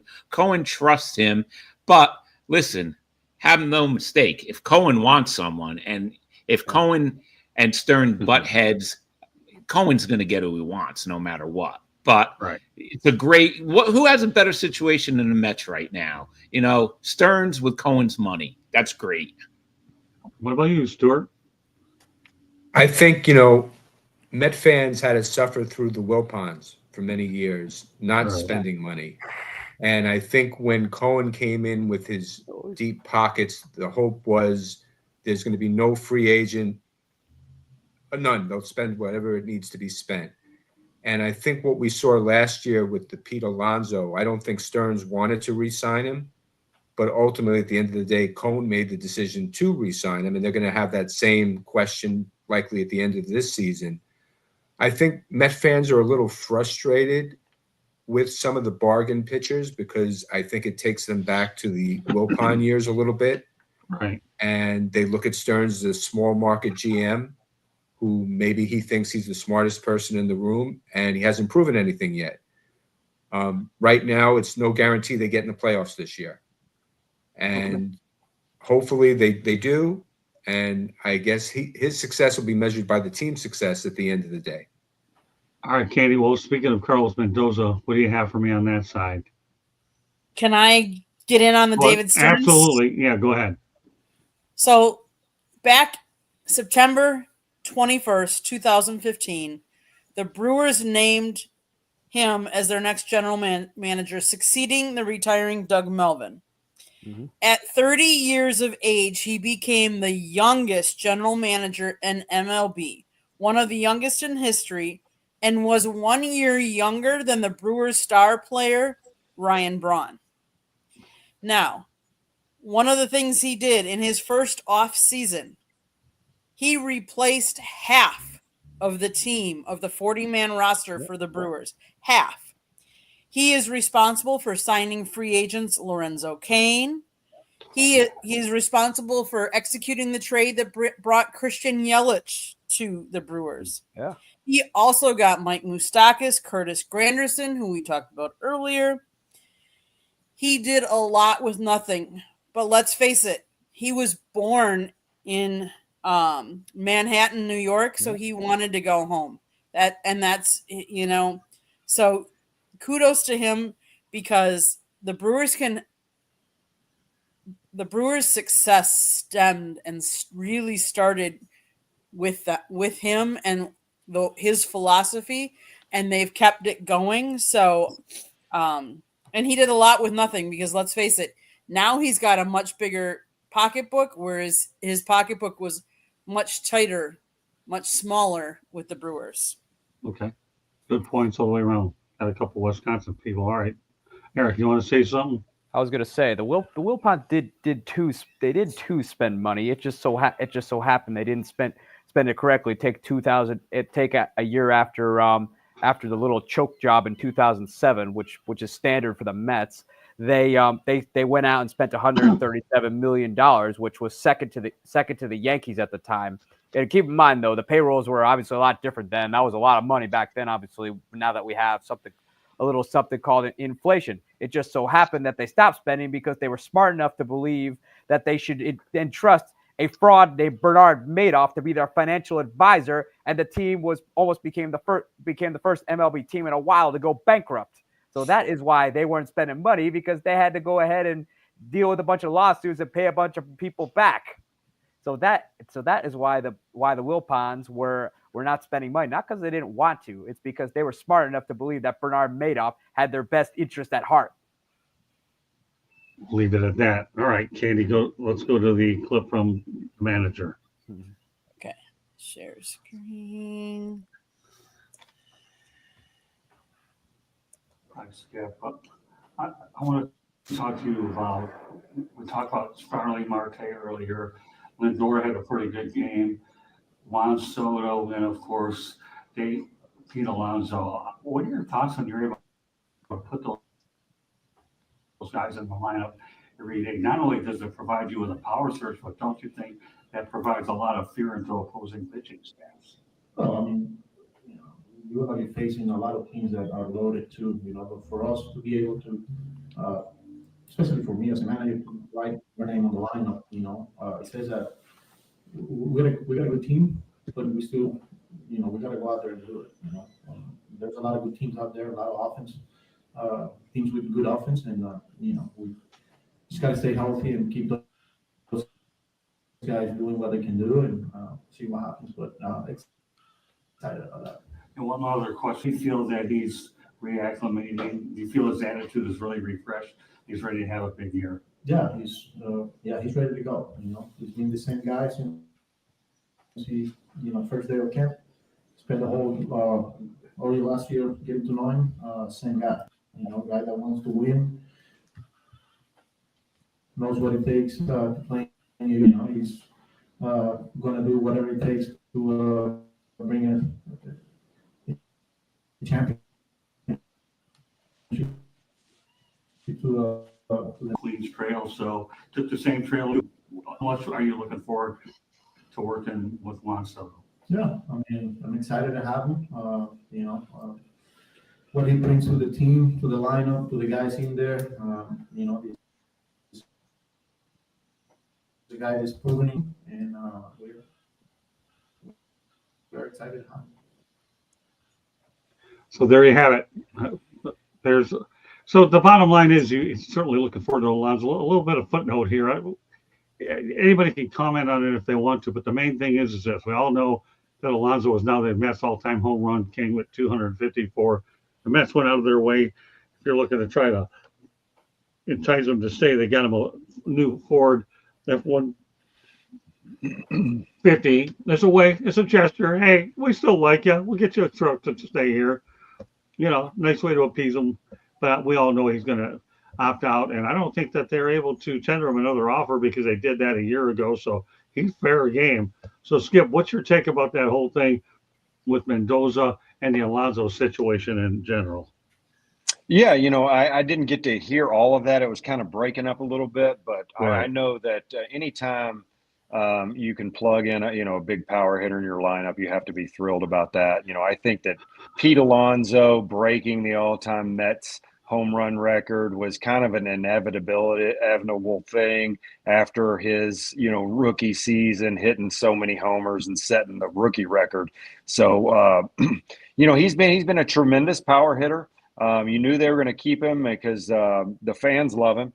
For the most part, I think that the fans really embrace Pete, and Pete really embraces New York and loves the New York Mets.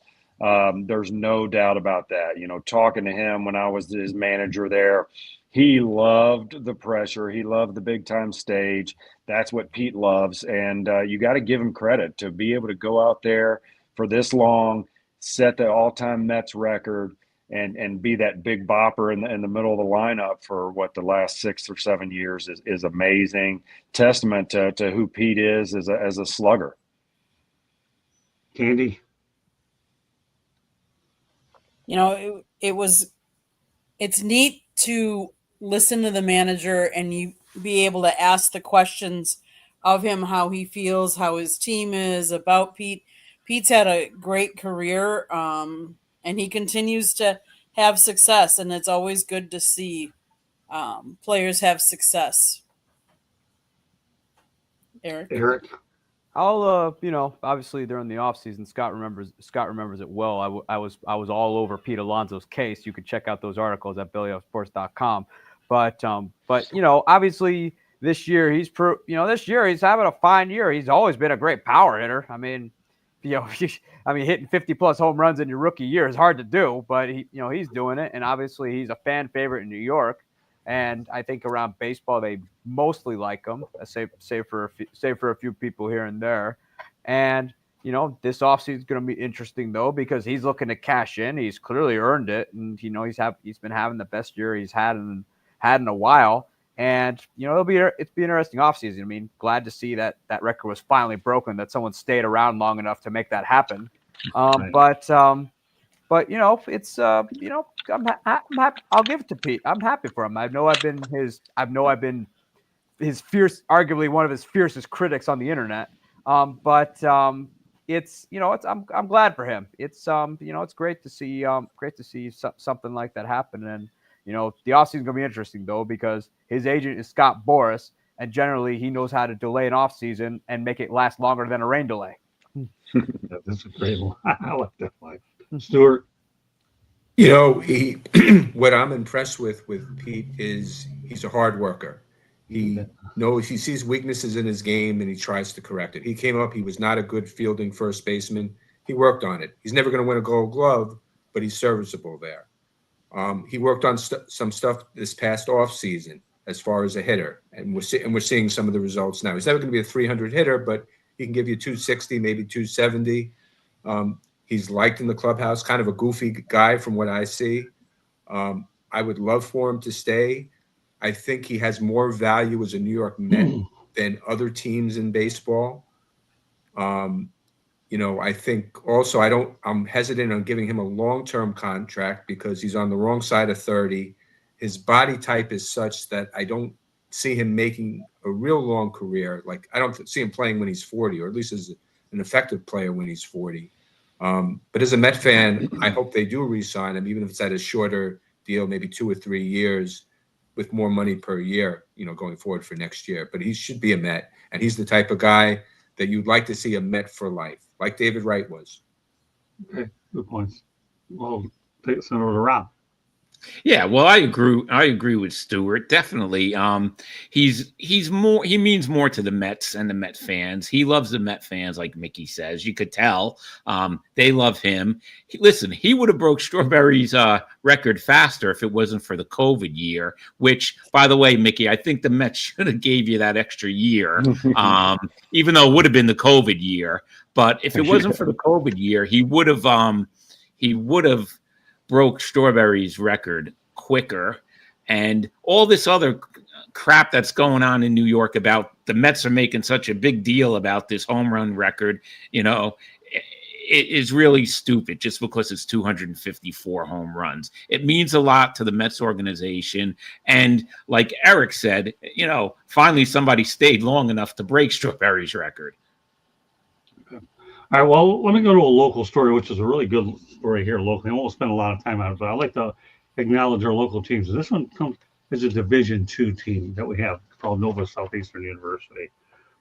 And Anthony Caroly, spelled Karoly, is a junior right-handed pitcher. Was drafted in the 17th round of the 2025 MLB rookie draft. And this guy here is going to the Seattle. I think he's going to the Seattle Mariners. My goodness. I wonder who plays for them. Cal Raleigh we'll get to in a moment. But here's the thing about Nova Southeastern University. They have had 27 draftees since this school became a Division II school.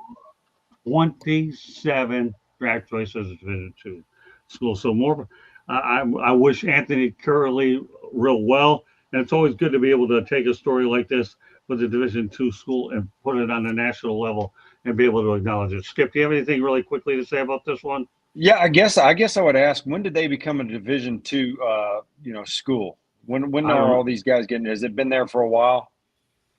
Well, because the reason I ask is because lately, now that they've adjusted the draft, they've eliminated some minor league teams. Right. There's not that many Division II, Division III players getting drafted at all.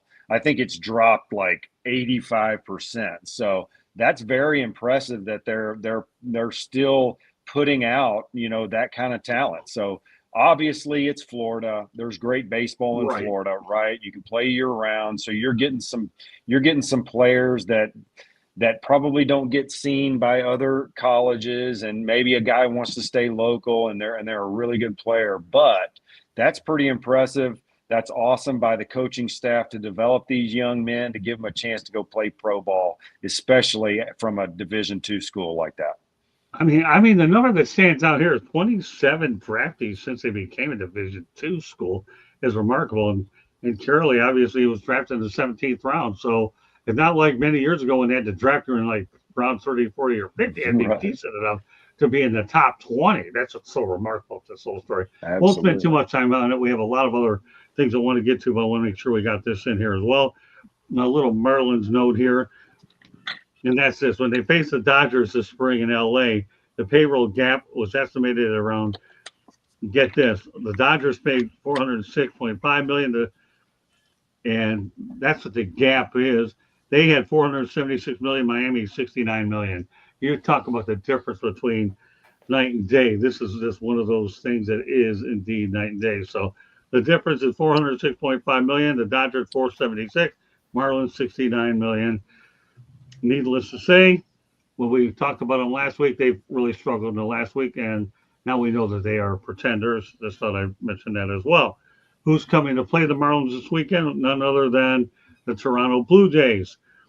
But according to Ken Rosenthal, 65% of Vlad Guerrero Jr.'s contract is a signing bonus. $325 million of that $500 million is not his salary. The Blue Jays are coming to town to face the Miami Marlins on the 22nd and 24th. Now, let me give you a little bit of update on Guerrero's numbers in the last 27 games. Got a 374 average, who's first in the American League, with a minimum 45 at-bats, 19 extra base hit, first in the AL, 75 total bases, first in the AL, and 23 runs scored, first in the AL. It's safe to say that Vladimir Guerrero has been worth the money, Skip. Yeah, I mean, he's a great hitter. I mean, I like the sign by those guys. You know, I like Vlad. He's a guy that goes up there. He's a power hitter in the lineup that is a threat, right? When anytime you have that, pitching staffs have to adjust, and the hitters before them and the hitters after them get better pitches. So to have a guy like that in your lineup, you have to lock him up, and you have to sign him, and you kind of got to build around those type guys. And they've done a great job, and they're prospering because of it. All right, so the answer to your question, Skip, is Nova Southeastern transitioned to Division II in 2002. There you go. So that's pretty awesome. They're getting one more than one a year. That's crazy. Yeah, that's unbelievable for sure. I love it. Okay, as we're going to turn these last few topics into rapid fire. Candy, some thoughts about the investment that is called Vlad Jr. and everything that we're talking about. That 365% is his signing bonus. He's getting a lot of it up front. Good for him, because let's face it, that as a player, that's what you want. Because in case you get injured or anything like that, you want upfront money. I'd like to see more contracts which are more incentive based, but let's face it, the players want more upfront money right from the start. I'm just glad that they were able to sign him, because now Canada has a guy as an athlete that they can call their own, and that's a face of that country. And Vlad Guerrero Jr. is it. Okay, Eric. I mean, good for Vlad. I mean, he's a power hitter, and he's proven that he's a power hitter. He's been an all-star, I think, just about every year so far. And it's nice to see him. Like, it's nice to see him stay with one team, because it's very rare nowadays you got guys staying with one team. It just doesn't happen anymore. Free agency comes around, next thing you know, boom, they're signed with the Yankees, Dodgers, Mets, whatever. But good for him for staying. Obviously, they get themselves an icon, which is something I think they haven't really that the Blue Jays particularly haven't had really since you could probably make the argument Roy Halladay was. You could make that argument, but they've never really had that guy who stuck around. Most of the time they've seen the guy go somewhere else who could have been the icon, but the organization doesn't feel like signing him. But good for him for staying. Obviously, it's he's clearly helped the Blue Jays have a really nice bounce back year this year. So we'll see what happens when it comes to the postseason. Stuart. Yeah, good for him. He'll likely be a lifetime Blue Jay. I think before he re-signed, there was talk that both the Mets and Yankees were in play for him because he would have been a free agent after this year. And the Yankees signing Paul Goldschmidt Schmidt at the time was like, he'll play first for a year and then we'll sign Vlad. And the Mets also, they would have that year stopgap and sign him for next year. But yeah, good for him. Hopefully that this will be what the Blue Jay franchise needs, and all the best to him. He's a great player. Rob?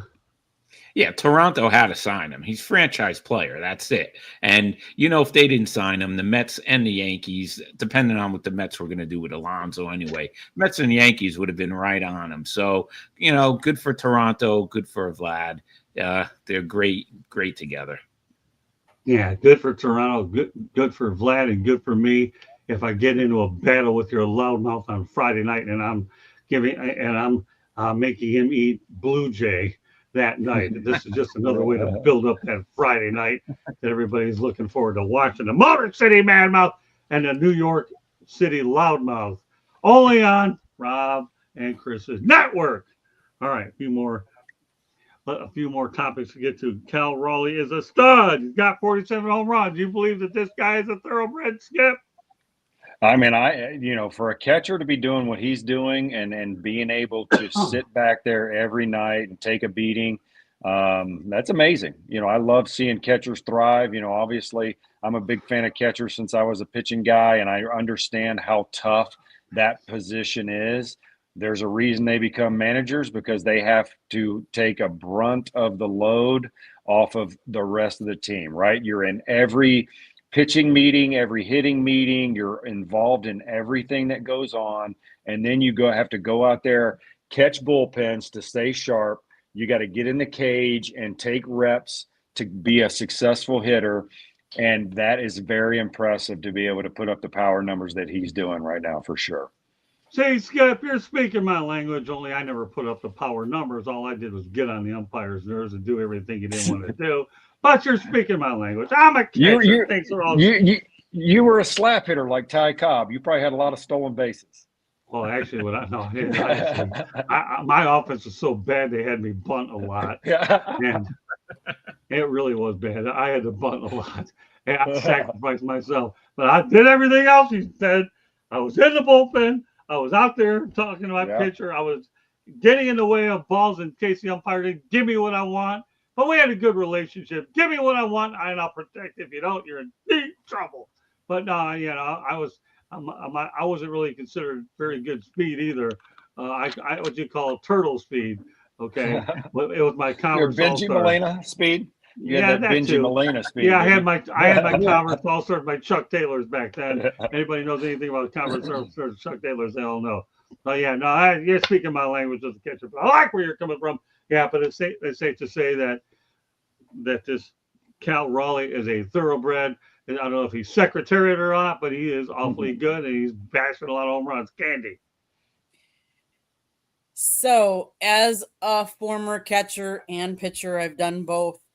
I'm kind of surprised that more catchers don't hit more the long ball and the power, because they really have to have strong legs if you're going to, crouch in that position for the game.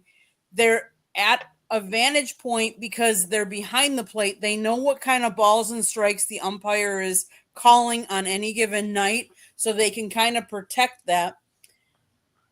But kudos to him, because, playing that position is grueling because you're involved all the time. But in that regard, you're also really involved in the game at all times, because you're always on during, when you're catching, you're involved in, okay, what hitter is up? What is the pitch that he, was most likely to hit? But so you see all of the pitches that are coming one way or the other. So I think kudos to him. Want to see more of it. Okay. Eric? I mean, being a catcher is not easy, man. You got to manage the pitching staff. You got to know what the best pitches that those pitchers throw, because you got to be in sync with them, which is never easy, especially in the heat of the game. And not only that, you got to go and you're taking balls right off the chest and the legs and the thighs and everywhere else, and occasionally the face, which is never easy. I mean, it's a hard position to play. Oh yeah, try maintaining a little bit of offense while you're the one getting beat up behind the plate, and also managing the umpire, which, with some of them is not easy to do.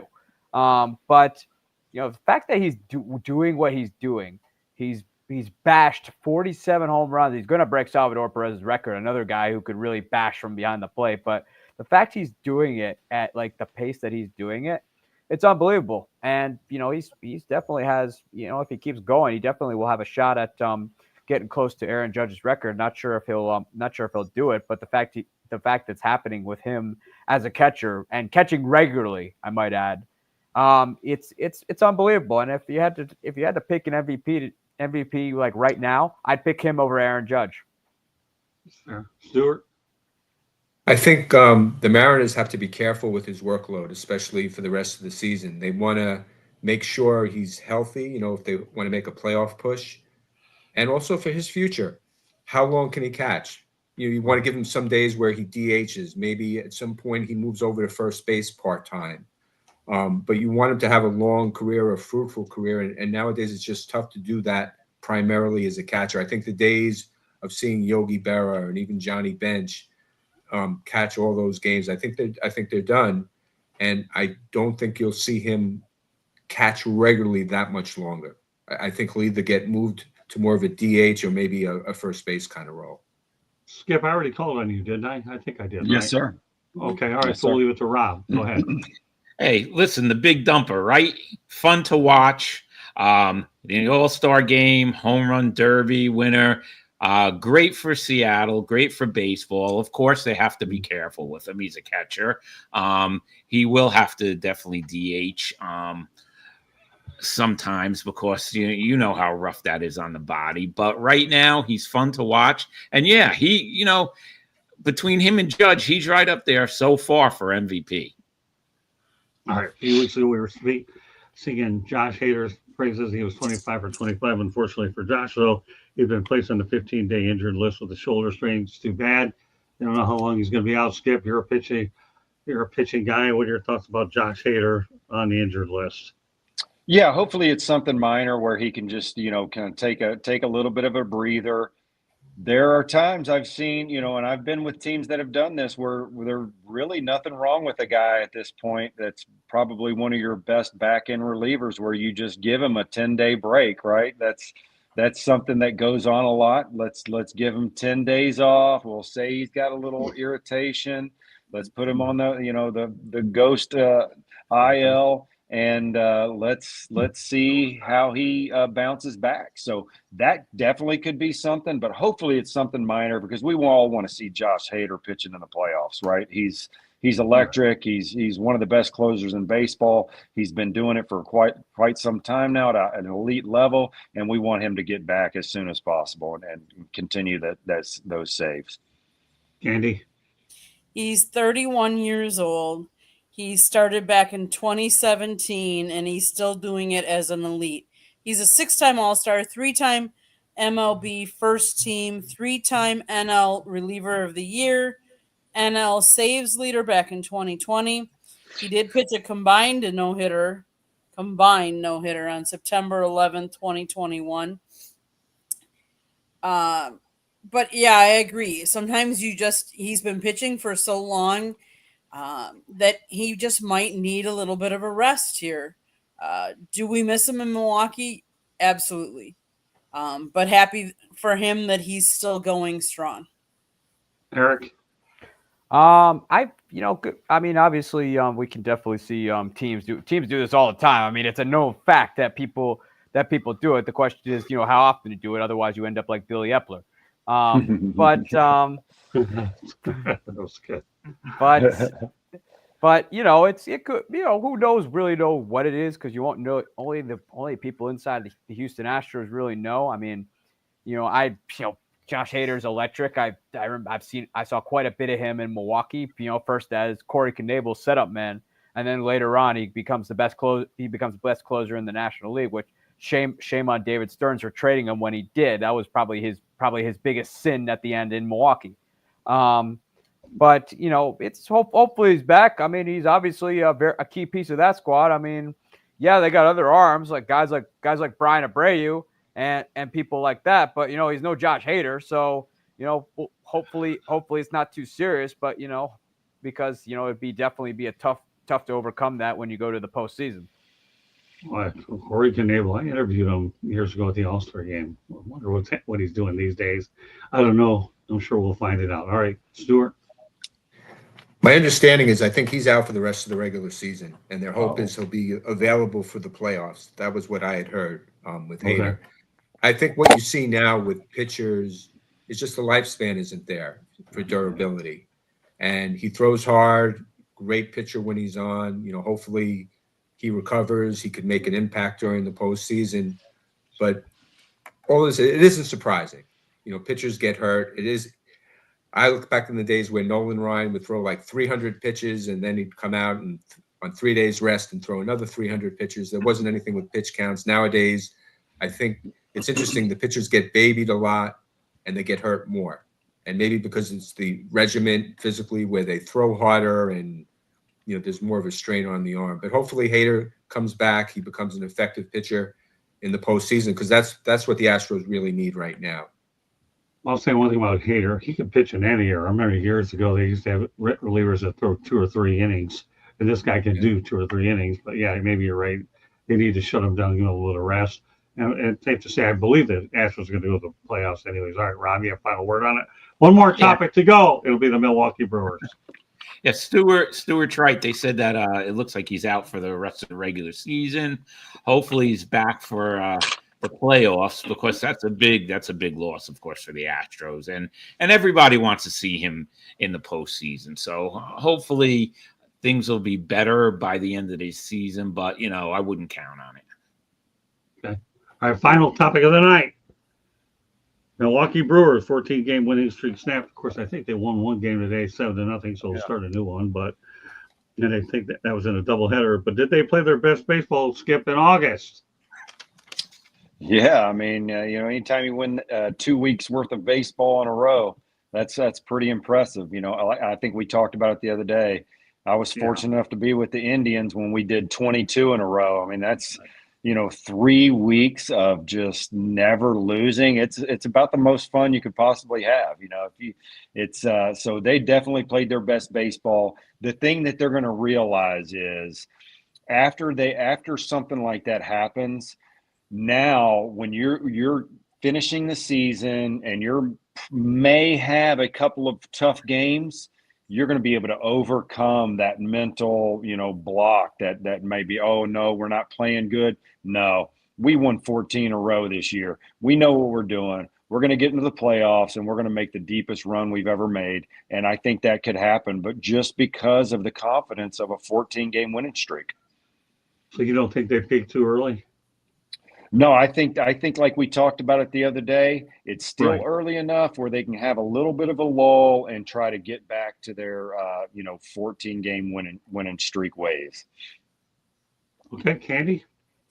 Let's face it, they have been magical this year.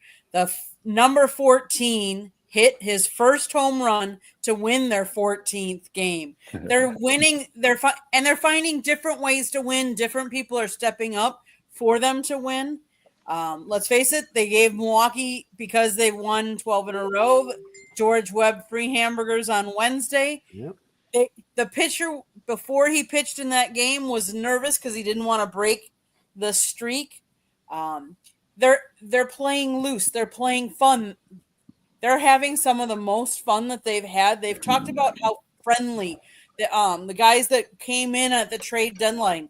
We're talking about how friendly the team, the locker room is, and how well they were received. And I think there's a lot to be said about that. It's a small market. They don't pay. I mean, they don't have big guns. They don't have a big payroll, but they have fun. And I think they have a manager that really believes in them. And, even when I might question what he was doing, they find ways to win. They play small ball at times. And that was something that Craig Counsell didn't used to do. So kudos to them. Kudos to Pat Murphy for motivating his team and getting his team and just playing relaxed. Like, there's not the pressure on them.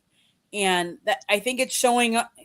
And I love to see it. Yes, they won. They beat the Cubs today 7-0. It was supposed to be a doubleheader. The second game tonight got rained out. So they're going to play the doubleheader tomorrow, a 1-10 and a 7. But it's a 5-game series down in Wrigley that they're playing right now. And that was the team that was ahead of them by 6.5 games back in, I think, June or May or June. They were ahead. The Cubs were up on the Brewers. And so for the Brewers to have this kind of turnaround, it's just really awesome to see. And they have a fan base that shows up. I mean, Milwaukee had record rainfalls 2 weeks ago on a Sunday, a week and a half ago, and yet we still filled that stadium. And when I say they had record rainfalls, the parking lot, half of the parking lot was underwater. Yeah. So they couldn't even park there. There are a lot of people whose basements are full of water. And when I say that, it went up to the top step of their basement. Some people lost everything in their basement. They had what they thought was like 1,000-year flood in some spots. And yet they filled that stadium because one of the smartest things that Milwaukee did was put that roof over the stadium, because they're always guaranteed a game when they're playing at that stadium. And their attendance is averaging over 31,000 a game, which is just really great for a small market. Love it. Well, and a few weeks ago, we talked about the Astrodome only having one rain out in their history in 1976, right? Well, they couldn't even rain this one out, even though a lot of cars got soaked anyways. That's surreal. And I'll tell you one thing. I think Murphy won a Manager of the Year award last year. He'd be my odds-on favorite to win it again. All right, Eric, go ahead. We're running out of time. We have about 5-6 minutes left to go, Eric. Go ahead. Well, you got to give it to the Cardiac Crew. I mean, the comeback wins, a different hero every day. And these are players that you're not thinking who are not really all-star caliber players. Sal Frelick, Isaac Collins, who came out of nowhere and is looking like a Rookie of the Year candidate. You got guys who just, they got, they know their small market, they know they're underdogs, but man, it has been fun to watch the comeback wins, and it's been great. I mean, it's great for baseball, and the fact that at one point they were 6 games behind the Cubs. Now they're a full 9 games ahead of the Cubs. I mean, yeah, winning streaks come to an end. It's it's just inevitable. And the way they lost to the Reds wasn't fun because at that point fans were wondering, are we ever going to lose again? But now they came back later and just pounded the Cubs 7-0. And it's just been great to see. And this team is when I looked at their magic number, they're only 30 games away from taking home another National League Central title and just creating more waves in the baseball world. It's just been fun to watch. Stuart? You've seen a lot of teams who have great regular seasons and then the playoffs happen, and the playoffs are a whole different beast. Yep. The Brewers, in all likelihood, are going to face a team in their first round that is coming out of a wild card series and will have a little bit of momentum going into the Brewers series. And they got to be careful. They're not going to be as hot as they are now. Yeah. Honestly, though, if the Mets can't win it, I wouldn't mind seeing the Brewers win it, especially, you have the Bob Uecker factor. Yep. I think, win one for the Uke. So I would like to see it, but they got to be careful because they're going to face teams that are out to get them. And their first round playoff opponent is going to be a team that's coming out of a playoff win, likely. Rob? And I agree. What a great streak. I give a lot of credit to Pat Murphy because he's leading this team that last year the Mets shocked him in the postseason. All right. Alonso's home run shocked them and they came back. He has them going this year. So I have to give him credit for that. And, I like them as a team. And what Stuart said, if the Mets aren't there, I wouldn't mind seeing Milwaukee. What was the last time they were? 1982, right? When they lost to the St. Louis Cardinals, I believe. Yep. Well, I only have 2 words to describe the Milwaukee Brewers right now. You ready? House money. Really? House money. Yep. They can play loose. They haven't won anything since 82. How many people were born? I know, Eric, you were born then, were you? How many people out there listening to it and watching this all over the worldwide network are watching it? They're on house money. Pat Murphy, no problem. Maybe one of these days I'll get an interview. Even I had 2 communications staff screw it up initially, but because God delays does not mean that God denies. I'll try. If I don't, won't be the worst thing I ever did. But welcome to modern day media where today's communication staffs don't always get it right. Skip, you're not missing nothing, brother. You and I have big things to do, man. Man, they're on house money. They get to the World Series. They win it. Oh, Nelly. I can only imagine that. I call it Miller Park will be the biggest beer can on the planet.